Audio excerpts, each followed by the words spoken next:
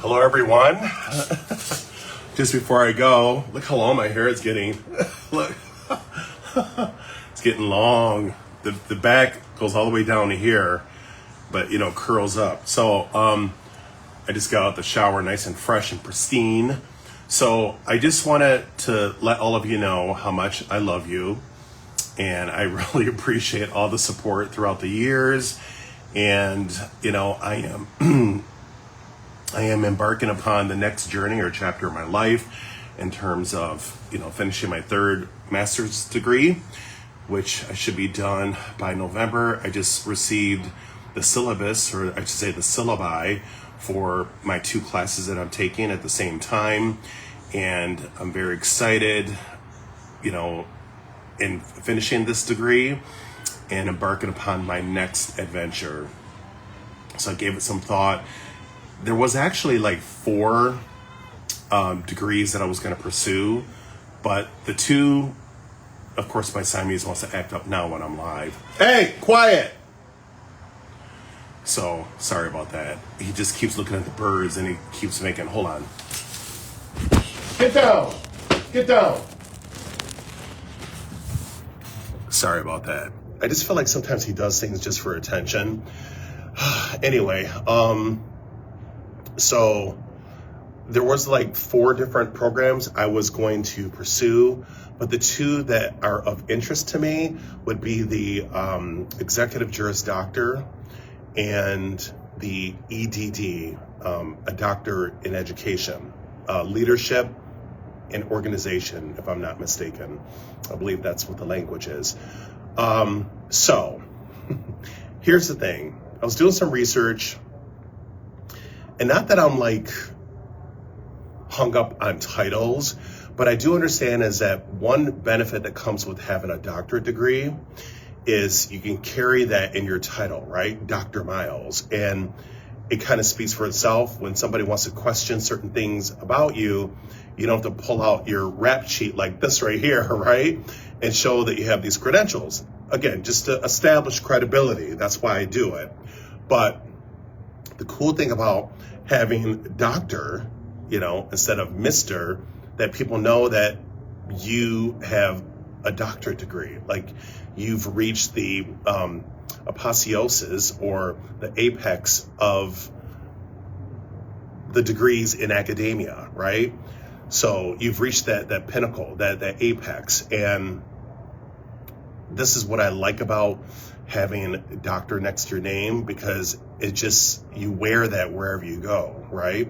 Now, of course, if you're a lawyer, you get, if you pass the bar or whatever, you're a squire, but you don't usually, introduce yourself that way. You just say, hello, I'm Mr. Miles, Mr. Richard Miles. You don't say, hello, I'm Mr. Esquire or Mr. Richard Miles, Esquire. People don't usually do that. I don't know why law, even though I know it's separate from academia, in terms of like a master's and a doctorate, like a PhD or an EDD, it's law school. I just don't understand why they don't use doctor in front of their name. That's so bizarre to me, because it's a professional degree. It's a doctoral level degree, right? I never understood that. But anyway, I don't like Esquire, because what if you don't want to practice law and you just have the JD? It's a doctor in law, but why can't I say Dr. Miles? Well, you're not really supposed to. So I was researching the Executive Juris Doctor, and there's some sources that say you cannot use doctor. Other sources say you can, as long as you say Dr. Richard Miles, comma, EJD. So people know what the actual title is, so it's correct information. So I don't know what I'm going to do regarding that, to be honest with you, because I work really hard for my degrees, and I always tell people is you shouldn't have to hide anything that you worked hard for because somebody else is feeling insecure. I'm not going to do that. I used to years ago not tell anyone that had a master's, but they usually can tell when they hear the way I talk and the way I present myself, the way I write, etc.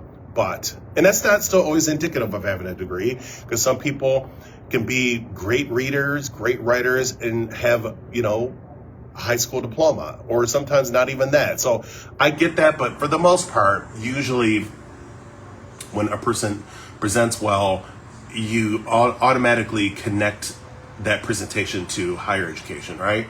That's what people usually do. Now, of course, there are always exceptions, but where am I going with this is, when you work really hard for something, whether it's school, your job, if you bought a house, whatever it is, you have a right to be proud of that. And it's not that you're being like braggadocious or supercilious where you're looking down on someone, think you're better. No, it's called, I worked hard and I acknowledge my hard work, and I'm comfortable in exercising, self-agency and free will to express it to the world, because I want people to know what hard work looks like, right?